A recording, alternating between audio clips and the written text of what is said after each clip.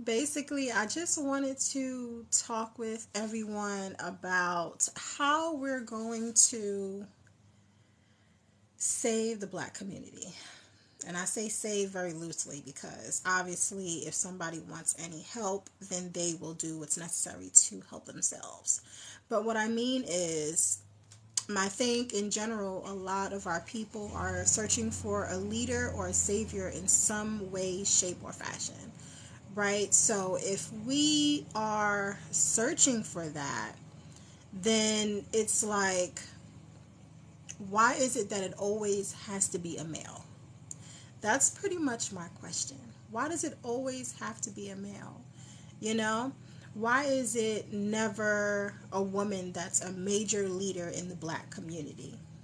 You know what I'm saying? Like a major leader. Like, I mean, um,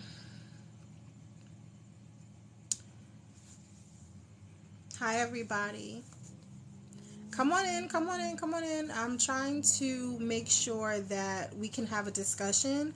So if you can most definitely come up and talk to me because I want to hear your opinions. You know what I'm saying? I want to hear your opinions and I want to know what you guys think about there being a leader of the black community and it being a woman. Like outside of it being a man, like which is what we're used to, Martin Luther King's, Malcolm X's, Marcus Garvey's, um, Minister Louis Farrakhan's, and Elijah Muhammad's, and Dr. Malachi Z. York's, and Yahweh Ben Yahweh. Like, these are prominent figures and just men who we as a people have entrusted to lead us to independence, sovereignty, regaining our strength and power in a society that belittles us, right? So these are people that we have trusted, but there's also a pattern, a similar outcome that tends to happen over and over and over again. No matter who it is, it seems to be the same outcome. It's either they all go to jail or they, I'm not going to say it on here, but they're no longer with us, right? And what comes from that? You know what I'm saying? Were they trustworthy enough to be that leader? Were they trustworthy enough for us to give them our trust? You know what I'm saying? Like, we gave our trust as a community, as an entity, as a whole, as a nation. We gave our trust, right, to these individuals. And what came from it? Look at how they abused their power in some way. You know what I'm saying? Like, they abuse their power in some way. So what is it? We have to take a step and actually look at what it is we're doing wrong. You know what I'm saying? As the people, what are we doing wrong? You know, because I think after going through, we entrusted this person, we entrusted this person, we entrusted this person, and it keeps going on from I don't know when, right? It keeps going on, it keeps occurring. So what happens after you realize that the person that you personally have entrusted to lead the community into a better direction, and then you realize that they abuse that power, and then you realize that they had ulterior motives or they did things that actually harmed the community, what results is now you have a thought process of, well, we don't need a leader. We each are gods, each and every one of us. And while that's true, yes, it does not mean that you are now exonerated of having to go and get guidance, right? So now we all think we don't need any guidance because it's like, oh, it's like everyone's afraid of, ending up in a cult, right? So my thing is, let's speak about cult for a second. I just want to talk about that because I have been doing some research. I've been reading, looking at documentaries, things like that about cults. And they all start out the same way. They start out with some people wanting to make a change, right? Some people wanting to just make an impact and change the circumstance of our living as melanated people. And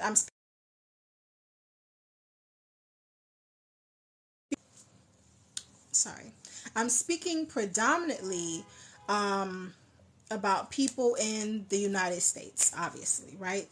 So we as the African diaspora or the descendants of slaves or indigenous nationals, Moors, whatever we want to identify as, we have gone through a plight and we have been enslaved, and not just physically but mentally, and we still are mentally enslaved right now, right? So what comes along is this messianic figure who is trying to help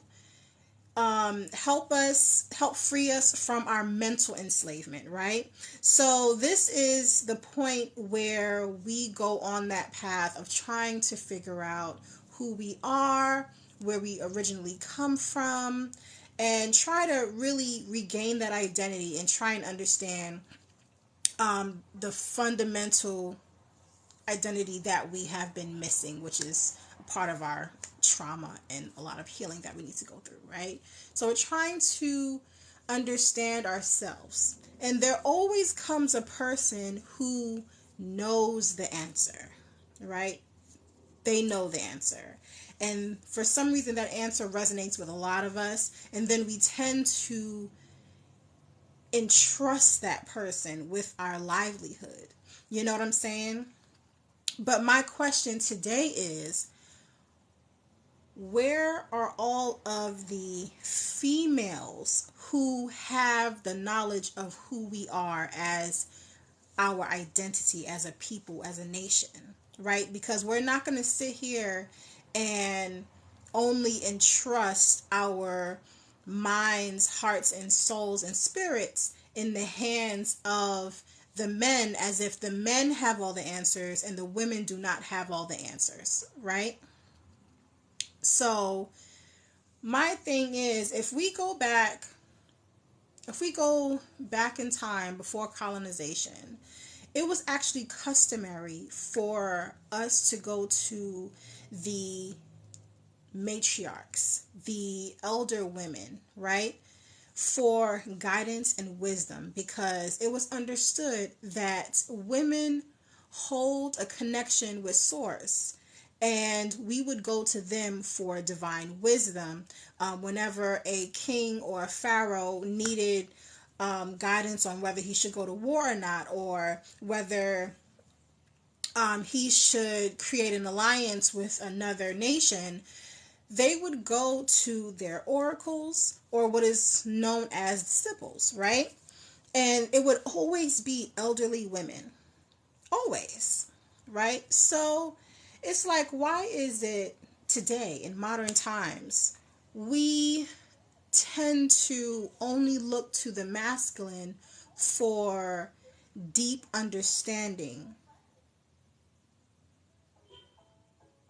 You know what I'm saying? Like, why do we always go to the masculine for deep understanding? Like, even when I look at the conscious community and I'm looking at all the scholars who are teaching and things like that, I'm realizing all of the major teachers are men. You know, the women tend to dominate the hoodoo world, right? Hoodoo, voodoo, things like that. But as far as intellectualism, that is tend to be the where the masculine tends to dominate, right? But what that does is it creates the image that the feminine is not intellectual, or not as intellectual as the masculine, which we know that that's a lie, right? So if you actually listen to women speak, you will know that they are actually more wise because they tend to utilize more than just their logical aspect of their brain. They tend to use both hemispheres so that they can conclude a more balanced, you know, solution for whatever the problem may be. So they tend to think in a more radial fashion rather than a straight fashion. So what happens is instead of just dealing on the surface, a lot of times when it comes to intellectual, they deal on the surface and underneath, which is deeper. You know what I'm saying? They know how to dig deeper. So my thing is, with women who have this capacity to think in this manner, that would mean that she has a higher capacity to come up with solutions or resolutions for any type of obstacles or issues that we may come across, right? So if she has that capability, if she has the higher brain capacity to do this, why is it that she is looked down upon as far as intellectuals is concerned, right? Like, why is it she's not even thought of, considered, or even mentioned when it comes to teaching or leading the people in a way in which will give them their true identity back? You know what I'm saying? So it's kind of like we tend to be missing something here. And my question is, are we actually tired of going through the same things over and over again? You know what I'm saying? Like, are we tired of going through the same things over and over again? You know? We have a leader, they're speaking great things, they're charming, you know, they speak to, you know, what you want to hear, right? They tell you what you want to hear, and then you join their community, and then next thing you know, a couple of years down the line, you realize that they're bipolar, they're sucking you dry out of your money, your energy, your physical energy and your spiritual energy. Now you're giving everything to that man, and then, you know, you never know, he may be, you know, molesting your children. This, all types of things is happening. You know what I'm saying? So it's just like, is that something we're tired of, or is that okay? Like, are we just waiting for the next one? You know what I'm saying? Are we waiting for the next one to be like, okay, let's just try this again? You know, because I shouldn't have to say it, but I think we all know the saying that, you know, if you keep doing the same thing over and over and expecting the same results, then that's the definition of insanity, right? We know that. But I feel like that is what we're doing as a nation right now. You know, we're giving all of ourselves to one messianic figure, which is usually male, not usually, all the time, like always a male, always, right? Do we not trust women? Like, what's up? Like, you know what I'm saying? Like, I feel like, and I know what it is. I know what the reason is. It's because we are also a fatherless society. We have been abandoned by our fathers to the point where we are seeking that relationship, both men and women, in, you know, in other men in our adult life. So what happens is we're all seeking a father. You know what I'm saying? So it's customary for us to think, assume, and believe and feel most comfortable with our Savior being a man.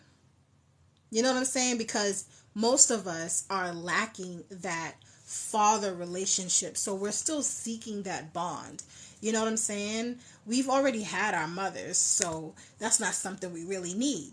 You know, so that's That's pretty much what the issue is, and it's just like, it's really sad that that's what it is, and that's what's putting us in this particular situation over and over again, because it's like, from Jim Jones trying to unify, or Father Divine trying to unify through races, right? And then you have all types of other people. So now we're not trying to unify with other races. Now we're just trying to segregate ourselves again so we can get our power back. That's back in the days. So now we have now we have the men now who are trying to just uplift us. Just us, right? And it always comes into something, so it's either this community turns into a gang or whatever, so even the most powerful ones like Yahweh ben Yahweh, right?